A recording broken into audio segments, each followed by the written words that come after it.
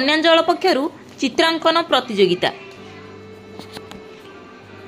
ଅନୁଗୁଳ जिला आठमल्लिक ब्लॉक षोलपदा अंचल आंबसरमुंडा सेवाश्रम विद्यालय परिसर मध्य पंचम षष्ठ और सप्तम श्रेणीर छात्र छात्री मानकु नै धंडातपा वनांचल अधिकारी बाब्रू वाहन साहू आयोजन रे चित्रांकन प्रतियोगिता अनुष्ठित हो जाइछि।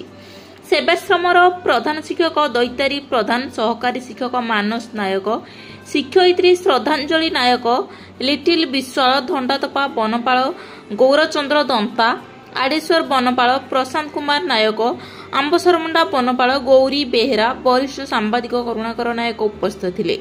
एथिरे आम चतुर्पार्श्वरे वन्यप्राणी शीर्षक विषय वस्तुरे मोट 16 जन छात्र छात्री चित्रांकन प्रतियोगिता भाग नैथिले। ब्यूरो रिपोर्ट आठमल्लिक समाचार।